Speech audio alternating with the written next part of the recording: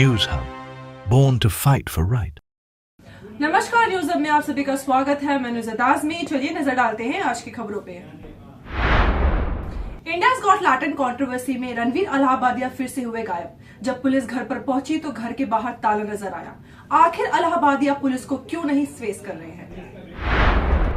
Podcaster Ranveer Allahbadia दूसरी बार भी police के सामने नहीं आए। खार पुलिस ने उनको सम्मन भेजा था, पर जब कॉप्स उनके वर्सोवा वाले घर गए तो वहां ताला मिला। पुलिस के मुताबिक अलाहाबादिया को थर्सडे को इंक्वायरी के लिए आना था, पर वो नहीं आए। उनकी टीम ने शुक्रवार को प्रॉमिस किया था, लेकिन फिर भी वो नहीं पहुंचे। समय रैना की लीगल टीम ने बोला कि अलाहाबादिया फाइनल यूएस में है और 17 फरवरी तक इंडिया वापस आके इन्वेस्टिगेशन ज्वाइन करेंगे। इस केस में असम और महाराष्ट्र साइबर पुलिस ने अलग अलग एफआईआर फाइल की है, जिसमें शो के क्रिएटर समय रैना और दूसरे लोग भी शामिल हैं। MMRDA मैराथन इवेंट के चलते आज रात से 13 घंटे के लिए अटल सेतु ब्रिज बंद रहेगा। इंडिया के सबसे लंबा सी ब्रिज अटल सेतु आज रात 11 बजे से दोपहर 1 बजे तक ट्रैफिक के लिए बंद रहेगा। MMRDA ने ये क्लोजर मैराथन इवेंट के लिए अनाउंस किया है, जो मुंबई के सीवरी से नवी मुंबई के चिड़ले तक होगा। रविवार सुबह 4 बजे से लेकर दोपहर 12 बजे तक चलने वाला मैराथन के दौरान सिर्फ मैराथन से जुड़े गाड़ियां और इमरजेंसी सर्विसेज को ही ब्रिज पर आने की परमिशन मिलेगी। इस क्लोजर की वजह से सायन पनवेल हाईवे और थाने बेलापुर रोड पर ट्रैफिक बढ़ने की संभावना है। रविवार 1 बजे के बाद नॉर्मल ट्रैफिक वापस स्टार्ट होगा। New India cooperative bank fraud में जीएम हितेश मेहता पर 122 करोड़ का इल्जाम। न्यू इंडिया कोऑपरेटिव बैंक के जीएम हितेश मेहता पर 122 करोड़ का फाइनेंशियल फ्रॉड का केस रजिस्टर किया गया है। मुंबई पुलिस ने रविवार को ये एफआईआर दर्ज की है, सिर्फ 2 दिन बाद जब आरबीआई ने बैंक पर रिस्ट्रिक्शन लगाई थी। हितेश मेहता पर क्रिमिनल कॉन्स्पिरेसी रचने और पैसे एजेंबल करने का आरोप है। बैंक के सीईओ देवर्षी शीर्षी कुमार घोष, उन्होंने पुलिस में कंप्लेंट दी थी। शुक्रवार को हजारों डिपॉजिटर्स बैंक की ब्रांच के बाहर लाइन लगा के अपने पैसे की सेफ्टी को लेकर टेंशन में दिखाई दिए। इन्वेस्टिगेशन अभी जारी है। आगे की अपडेट के लिए हमारे साथ जुड़े रहें। क्या गठबंधन में तनाव है? चीफ मिनिस्टर की मीटिंग छोड़कर deputy chief minister Eknath Shinde ने अपनी अलग से मीटिंग बुलाई नासिक में। Deputy chief minister Eknath Shinde ने चीफ मिनिस्टर देवेंद्र फडणवीस के चेयर रिव्यू मीट को स्किप करने के 2 दिन बाद खुद नासिक में अलग मीटिंग की, जिससे रूलिंग अलायंस में रिफ्ट की चर्चा तेज हो गई है। एकनाथ शिंदे ने सफाई दी कि उन्होंने ये मीटिंग सिर्फ इसलिए रखी है क्योंकि वो पार्टी रैली के लिए नासिक में थे। उन्होंने अलायंस में कोई टेंशन होने की बात को गलत बताया और कहा कि नासिक और रायगढ़ के गार्डियन मिनिस्टर का इशू जल्दी सॉल्व होगा। लखनऊ आगरा एक्सप्रेसवे पर एक बस में आग लगने से राजस्थान के 33 साल के एक यात्री की मौत हो गई। बस महाकुंभ से लौट रही थी। पुलिस के मुताबिक बाकी सभी यात्री सुरक्षित हैं। एसपी रविशंकर प्रसाद ने बताया कि यात्री पहले संगम में स्नान करने गए थे, फिर अयोध्या दर्शन करके वापस आ रहे थे, तभी ये हादसा हो गया। वर्तक नगर में एक हाउसिंग कॉम्प्लेक्स के फ्लैट में चल रहे सेक्स रैकेट का थाने पुलिस ने पता लगाया, जिसमें एक महिला को रेस्क्यू किया गया है। एएचटीसी ने फरवरी 12 को रेड करके दत्ताराम सावंत को गिरफ्तार किया, जो अपने फ्लैट का इस्तेमाल इस इलीगल धंधे के लिए कर रहे थे।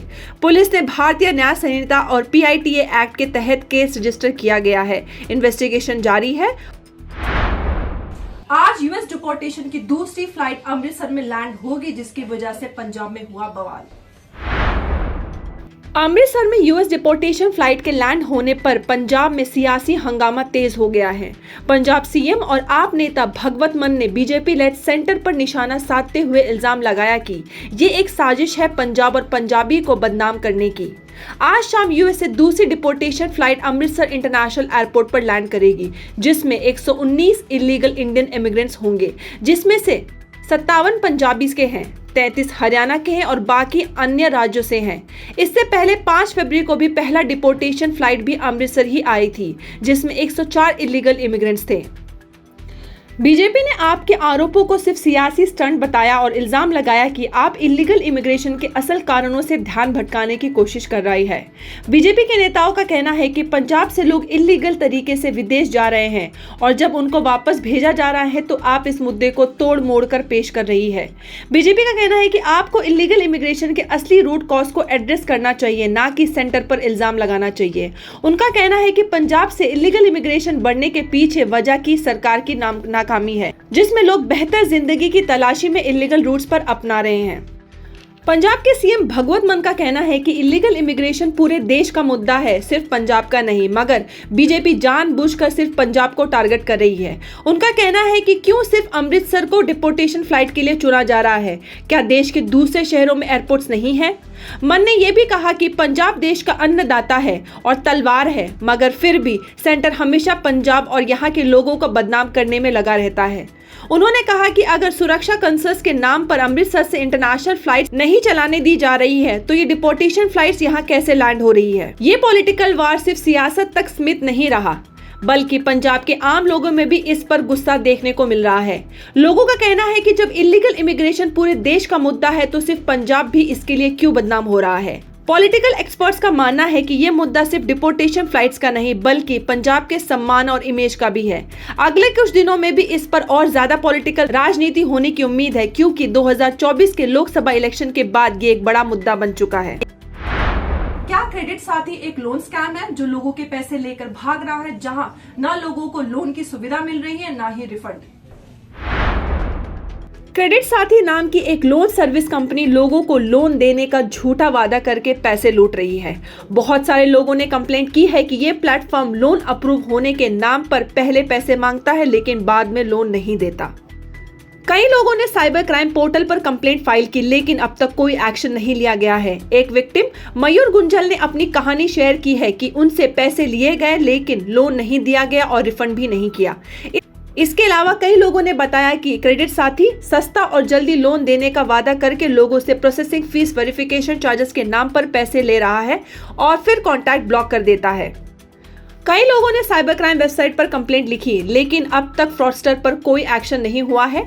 आजकल ऑनलाइन लोन स्कैम बहुत बढ़ रहे हैं, लेकिन अथॉरिटीज इस इश्यू को जल्दी रिजॉल्व नहीं कर रही है। अगर आपके साथ ऐसा कोई स्कैम होता है तो बचाव के लिए ये बातें ध्यान में रखें। पहला, लोन देने वाली कंपनी को प्रॉपर्ली वेरीफाई करें आरबीआई से अप्रूव्ड है या नहीं। एडवांस फीस या प्रोसेसिंग चार्जेस के नाम पर पैसे ना दें। कंपनी के रिव्यू और कंप्लेंट ऑनलाइन चेक करें। अगर फ्रॉड हो चुका है तो तुरंत साइबर क्राइम हेल्पलाइन 1930 पर कॉल करें या साइबर क्राइम की वेबसाइट पर रिपोर्ट करें। अगर आप या आपके किसी जान पहचान वाले के साथ क्रेडिट साथी स्कैम हुआ है तो कंप्लेंट को एस्केलेट करें और अथॉरिटीज तक इस फ्रॉड की रिपोर्ट पहुंचाएं। फ्रॉड कंपनीज के खिलाफ एक्शन लेना जरूरी है ताकि और लोग इस स्कैम का शिकार ना बने।